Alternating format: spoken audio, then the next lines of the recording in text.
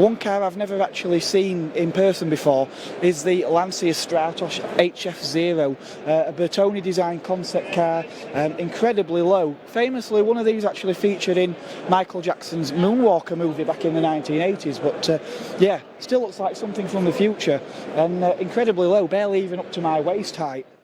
Now I've managed to find my way to the Alfa Romeo stand where I bumped into Tom. Tom has got a 156, a car that I actually quite liked when these first came out. I love the interior, how the dashboard reminds me a little bit of a Lamborghini Miura, and of course I love the Busso V6 that's lurking under the bonnet of this one. So I suppose it don't really need any explanation really, but why did you buy a 156? I already had a 156, but it didn't have the V6 engine in it. Okay. So I decided to keep an eye out for a 2.5 litre V6, and this one came along on Facebook. It wasn't for sale, but it was one of them posts that says, is anyone interested in this car? So essentially a message was exchanged, and the next day I went over and bought it. I feel quite lucky to have found this car because it's only done 27,000 miles. Wow. And it's 24 years old.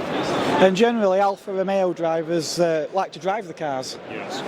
So when I bought it last year, it had 24,000 on it, and now it's got 27,000 on it. Yeah. So I will use it, but I'll look after it, I'll preserve it.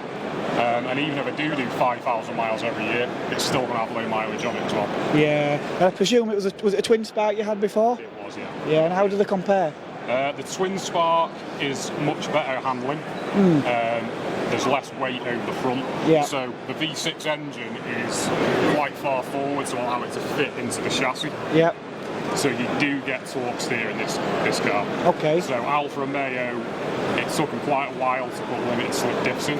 Yeah. It was about 2005, 2006 before they even entertained it. However, in the future, I will put a Q2 differential in it. Yeah. Because it doesn't actually take away from the look of the car or the originality of it. Yeah. It allows it to be nicer to drive. I think it was a problem that afflicted the 146 GTAs as well, didn't it? Yeah. 147 GTAs. Yeah. It did. So a lot of people have retrofitted it. The Q2 is not available anymore. You'd have to get a Quaif. Right. So my plan is to find a scrap car, either a 147 Q2 or a GT Q2. Yeah. And take the Q2 differential out of that and put it in this car. Yeah. But either way, I mean, the twin spark is actually quite a nice engine, but It's fantastic. But nothing sounds like a Busso, does it? It's so yeah. The only thing I've done to this car is put a Wizard exhaust on it. Yeah. Literally to enhance the sound of the V6 engine. Okay. Every time you drive this car, it's an occasion. Yeah. You've got the wooden steering wheel, Yes. you've got the noise of the engine, you've got the fantastic 6-speed gearbox, and also quite advanced for its time, it's got an electronic throttle. Okay. It doesn't have a cable throttle, and Alfa made quite a big fuss of this. Yeah, I must admit I've got a 97 car and that's got a cable throttle still, Yeah. so... A lot of them did, Yeah. and a lot of them were 5-speed. Yes. This is a 6-speed. Yeah. So- Yeah, well, quite a big deal in 90s. I remember a few car adverts where they sold the promise just on having an extra gear. Yeah, something interesting about the 156 as well is it was a new platform in 1998. Okay. So it's got double wishbone front suspension, Yeah. and it's got fully independent rear suspension, which a Okay. lot of the competitors in that segment didn't have. Yeah. And that followed on, and it was used in the 147 and the GT later on. Right. The same Fascinating. underpinnings, which make it quite an interesting car to drive. Yeah, definitely. The handling characteristics are quite sporty on it. Yeah. Well, it's definitely one car that's been on my bucket list, but obviously we've got quite a few cars like that on here today, haven't we? Yeah, absolutely. Yeah. Smashing, thank you. Yeah, no problem. So I bumped into my friend James here. James is a bit of a lifelong Alfa Romeo fan. I mentioned a couple of cars on my bucket list now. One such car, 916 GTV or GTV6 in the case of this one. Now this is not your car, James, but you have owned one of these, haven't you, in the past? I've owned a 2-litre twin spark version this year, twin but spark, okay. the V6 is the one everybody wants and really wants to own. Yeah. This one's got a 3-litre V6 in it. It's stunning, isn't it? It's been tarted up a little bit. Yeah, the owners spent a lot of love and time on it to get it looking the way it is. Yeah. Even if you didn't look at the rest of the car, you could just spend all day looking at those manifolds, couldn't you? Yeah. But then if you look down to the wheels over here as well, polished. Everything's polished to within an inch of its life. So. Yeah. So how did you find the 916 when you had one then? It was okay. I brought a ropey one, so it needed a bit of work doing to here and there. Suffered from a bit of tin worm. Yeah. But it was great fun. Really handled really well. So they've got trick suspensions. They've got quadrilateral geometry on the rear suspension. So you've got some passive rear wheel steering. Okay. So as you go into a corner, it steers you around, and as you're coming out, it gives you positive attack. So the actual wheels turn the same direction as the front wheels on the way out. Right, I didn't know that. Yeah, that's why they handle so well. Yeah. Yeah. Now another car I've spotted here that's something that's maybe not the most popular Alfa, but I've always liked them. I had a relative who had one, 146. Yeah. So let's go take a look at that. Yeah. So Alfa 146. My uncle actually had a red one of these back in the day. Always thought they were such a good-looking car. They're interesting. I think they're sort of.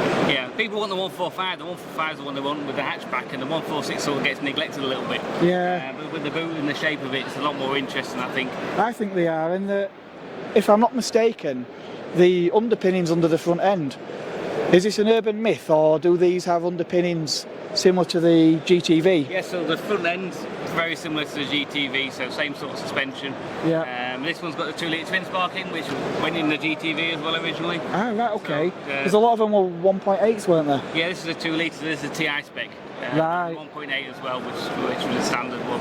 Yeah, yeah. And obviously these later cars were fully colour-coded, weren't they? A lot of the earlier ones sort of had a big grey piece, didn't they, in there as well? Yeah, so but like I say, a really interesting design of car, and I noticed this one's got a lovely black leather interior as well. Yeah, perfect comfort. Are they the Momo interiors on? Yeah, I believe it is Momo in this one. Yeah. This is the problem though, isn't it? A lot of these cars don't survive, but people pinch the interiors out of them, don't they? Put them in campers and things like that, yeah. Oh, I think enough said about that. It's making me come over, making me shiver. So yeah, 156 we've had a look at. Is that your GTI Spy? No, it's the 3.2 GT, that one. Oh right, okay. We've got the full range of the natural aspirated Busso, so the 156 with 2.5, the 3-litre in the GTV, and yep. We've got 3.2 right, Busso okay. in it. Now you've got a JTD, haven't you? I've got a diesel GT, yeah. Blackline. Yes. Yeah. Now obviously you've had a few of these cars, so you know your way around them quite well. Yep. So they've got you've got your double wishbone front suspension. Yeah. So same underpinnings as the 156 you spoke about earlier, with then the fully independent rear suspension. Go around corners like they're on rails, really good. And how does it compare? Because didn't you say once the GTV is actually quite a heavy car for? Yeah, so the GTV and the GT are about the same weight. Okay. So considering that's a lot smaller car, the GT is the same weight as the GTV pretty much. Yeah, and considering a later generation car, probably a lot more equipment in this one as well. Yeah, I think the handling's different on these. They're a lot nicer to drive, a lot more modern feel to them. Yeah. And they give you a lot of confidence when you go around the corners. Yeah. The thing with the GTV was you had to learn to trust that rear steering. Yeah. So you had to have a bit of confidence in it. This thing, you can drive it, and it tells you what it's doing as you feel it all on the road. Yeah. Yeah, but no, I remember these coming out, and obviously quite sad that we don't really have cars like this anymore, but obviously that's just the way of the world, isn't it? Especially the GT, the last Alfa Romeo that had a Busso engine fitted into it is the GT. Yeah. So the end of the V6 Busso engine. Yeah, that's really something special. I know, like I said, there's people that really do seek out these last V6s. Yeah. Yeah, fantastic. Right, we've got one more car to look at. I'm going to bring its owner on because it's a car that I don't know a lot about. It's of a different era in Alfa Romeo's history to the cars that we've looked at so far.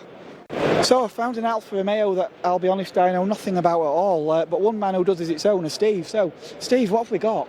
We've got here a last of the Type 106, which is an Alfa Romeo 2600 Sprint. Right. It's the last of the Alphas fitted with the straight six double overhead cam engine. Right. So, yeah, I must admit it does. It's a remarkable sight looking at that there in the engine bay. But then Alfa Romeos always were. But yeah, it's with its profile and everything, it looks very sort of Aston Martin of the era, doesn't it? It does. A lot of people mistake it for an Aston Martin from the front, Yeah. an XJ6 from the back, Oh, right. because of the lights. Yeah. Honestly, it's genuine Alfa Romeo. Yeah. So what year is this one then? This one's 1966. 1966, and I imagine probably quite an expensive car in its day. It was more expensive to import into this country than the E-Type Jag. Yeah, that's what they often say about the was it the GT Juniors that was Yes. yeah. Remarkable. What was it called? Purchase tax Right. sent them sky high. Yeah. Yeah. Now, obviously, the engine, it's not a. I mean, it looks quite a meaty lump in there, but in the grand scheme of things, it's not a big engine, is it really? No, it's only 2,584 cc's, but Alfa called it the 2600. And was that capacity down to, I know, sort of in Italy and places, they had taxation, didn't they, based on engine capacity and things? Yeah. Of the time, I don't think you'll find an Alfa Romeo with a bigger capacity than the 2600. Right, okay. And how long have you had possession of this car? I've had it for 5 years now. Yeah, and some interesting tales to go with it? Full engine rebuild. Yeah. Suspension, brakes, rear axle, Yeah. bodywork next, because at some time it's had a pretty bad respray. Okay. So respray is on the cards when save up some pennies for it. Yeah, it's not. It's something I need to do with my car, and it's not a cheap job, is it? It isn't a cheap. Not if you want a decent job. No, of course. Yeah, it's definitely. It deserves it. Oh yeah, definitely. And as I've never seen one before, so Very rare. This is a genuine right-hand drive, and they only ever produce 578 in right-hand drive. Oh right, so even in its day, it was a rare car then. Oh yes, because that was for worldwide consumption. Yeah. I can't find out how many are left No, on the road in this country. I wouldn't have thought very many. I wouldn't have thought so. Yeah. So have you actually had it out on any road trips or anything like that? No, it's just the local club meets. But yesterday was its first long run from North Wales to here since the engine was rebuilt. Oh right. So it's actually been driven here then. It's not been trailered or anything like that. No. And it'll be driven home. Yeah. And how do you find it to drive? Very old-fashioned. It's heavy. It doesn't handle like a modern car. No. But then I'm old enough to be of the era where it's nice to get back into something basic, and you can feel. I bet in spite of the quirks, it still puts a big smile on your face. Oh yes. Yeah. No, it's a nice car to drive. Superb. It's not a fast, not agile, but it's a good long distance tourer. Yeah, and I imagine it gets quite a lot of admiring glances as well. It does, yes, yeah. Yeah, wonderful. Well, that's great. Thank you very much for taking the time to have a chat with us about the car. Thank you very much. Thank you. Lovely. So I have been struggling a bit here today at the NEC filming on account of how busy it is, and because I've been busy on helping out on the Renault Owners Club stand. But I did see a familiar face in the crowd. Steve, I actually bumped into probably 2 or 3 years ago at Brands Hatch at Festival Italia. He owns this fantastic Strada now. I wanted to feature this car because channel viewer and friend of mine, Faye, if you're watching, hello.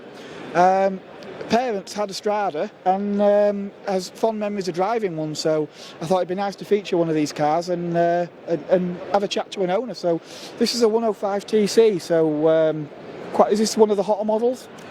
This is the 105 TC. Yeah. It was considered to be one of the first, I say, warm hatchbacks. There's a later model than this, which is the 130 TC. Okay. That was considered to be the hotter version. Yeah. But this was brought out at the same time as the XR3. Okay. And the Vauxhall equivalent, which is the Astra GTE. Yeah. And this was the vehicle that was compared to them. Okay.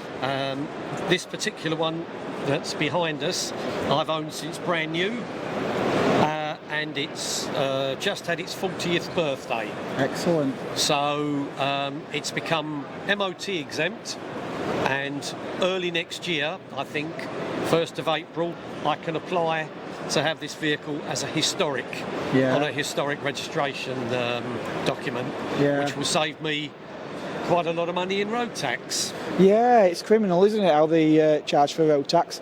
Will it be MOT exempt then if you do that as well? The MOT exemption is after 40 years. Yeah. My understanding is, and the people I've spoken to have said, that you don't need to do anything. It automatically becomes MOT exempt after 40 years. Oh, right, However, I've also spoken to people to say that it does not automatically become historic vehicle.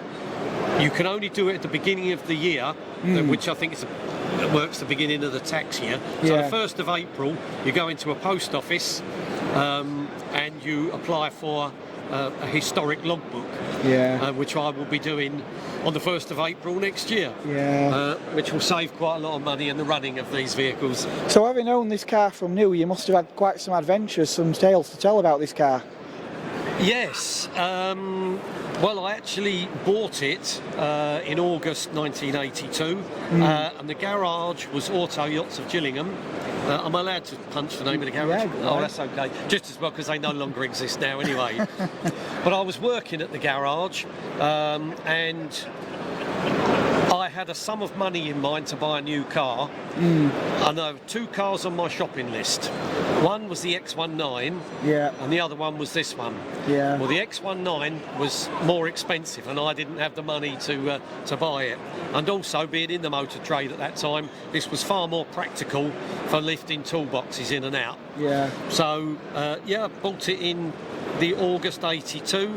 I owned it and drove it for about 6 months. I then got a new job, which came with a van. Yeah. And this vehicle then went into the garage, and it was like just used for weekends. Yeah.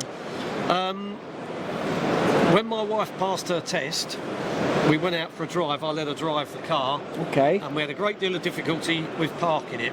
The steering is very heavy. Yeah. There's a lot of rubber on the road. So my dad took it off me for about 10 years. And he drove it and thoroughly enjoyed it.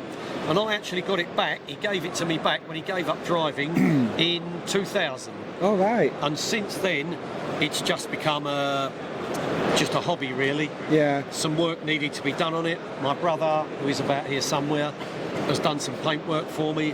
I've kept the mechanicals in tip-top condition. Yeah. And it's now just used for shows and weekend joints. Yeah. Or jaunts. But still, it gets used. It gets out. It's not locked away somewhere.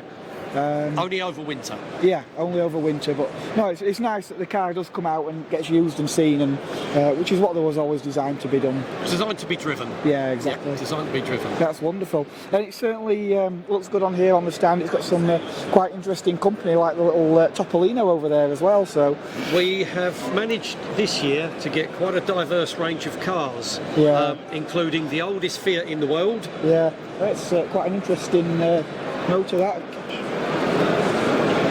I couldn't tell you anything about that. It's definitely Unfortunately, I can't tell you any more that's written on it. no. What about the Topolino? Do you know? The Topolino belongs to our club member Jackie, Okay. and this was basically a vehicle that she put together herself. The bodywork, it was all bits and pieces, Yeah. and it has a rather special engine in it. Oh right. Which is not the Topolino engine, but quite a souped-up Ford engine, I believe. Right.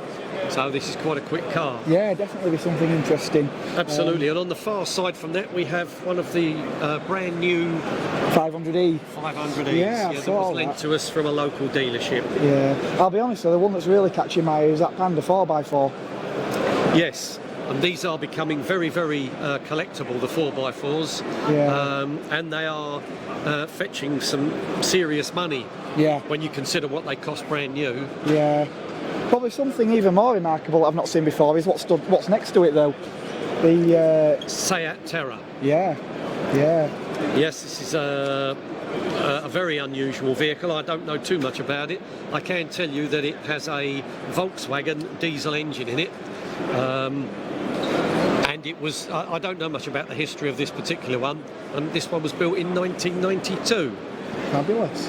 And the gentleman who owns it also has used it for what its purpose was, and he's been away in it, and he says it's quite an adventure, although 2 or 3 days in one of those is quite enough. Yeah, probably would be, but still there are people out there that virtually live out with them, don't they? So yeah. The bigger motorhomes are obviously more collectible nowadays, but as a little weekend jaunt vehicle, I think it's excellent. Yeah, well, that's wonderful. Thank you very much, Steve. It's been an absolute pleasure. Thank you. Thank I you. look forward to seeing the end result. Yeah, hopefully a few days we'll get the video edited and get that one out. Thank you very much. Marvellous, thank you. Thank you very much. Nice to talk to you. Yeah, excellent. The Classic Motor Show is a huge exhibition, and having been manning the Renault Owners Club stand for much of the day, I did struggle to get all the way around. If you haven't done so already, please check out part 1, where I have a look around some of the Renaults and speak to one of the members on the Alpine Owners Club stand. Alternatively, if you want a good sort of overview of the rest of the show, sort of within about 30 minutes, why not check out Simon at Lot 76 Cars, where he does a good overview and interviews a few of the people at the show as well. Alternatively, if you've got a little bit more time to spare, why not check out Lloyd Vehicle Consulting, where Joseph is doing another one of his legendary shambolic shuffles, which will likely run into many, many parts and feature probably every single car at the show. Thank you very much for watching, and I will catch you on the next one. If you haven't done so already, please do not forget to like, comment and subscribe.